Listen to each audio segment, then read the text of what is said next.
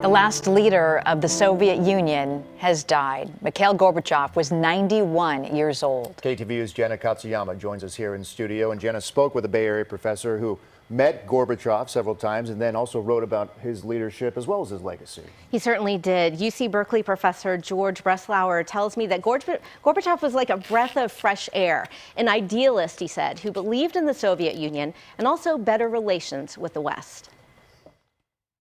When Mikhail Gorbachev visited California in June 1990, hundreds of people stood in long lines at Stanford University for a chance to hear and meet this former Soviet leader, who is hailed by many in the West as a hero, helping to end the Cold War. He loved to engage in conversation. UC Berkeley political science professor George Breslauer, who wrote a book about Gorbachev, was invited to have breakfast with him at former Secretary of State George Shultz's home during a later visit in 1992. He was friendly.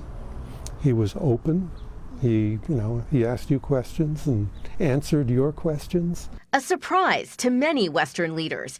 Gorbachev was born March 2, 1931 in a Russian village and grew to become a full member of the Communist Party by the age of 21. And he started at the lowest level and worked his way all the way up to the very top. In 1985, Gorbachev was elected General Secretary of the Soviet Union. But unlike his predecessors, Gorbachev opened the doors to Russia, pushing Russia closer to the West and into the modern era of freer speech and broad social and economic reforms. It was amazing that somebody came out of that party apparatus who was so open-minded and was so willing to challenge the sacred cows of Soviet domestic politics and foreign policy. In 1987, Gorbachev signed an historic treaty in Washington, D.C. to limit intermediate nuclear weapons and received the Nobel Peace Prize in 1990. But the following year, a Russian coup forced a change of power.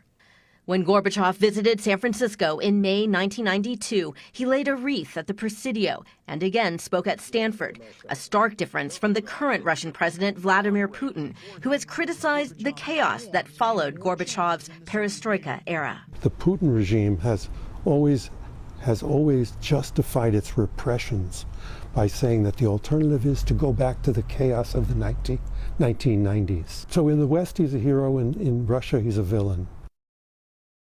President Biden said, quote, Mikhail Gorbachev was a man of remarkable vision, one with the imagination to see that a different future was possible and the courage to risk his entire career to achieve it. And he really also said that the result was a safer world and greater freedom for millions of people. So a big historic figure, not just in Russia, but also in the world. Well, sure. And as the professor said, a man known for his openness and so liked by so many international leaders. Yes. Jenna, thank you. Thanks, Jana.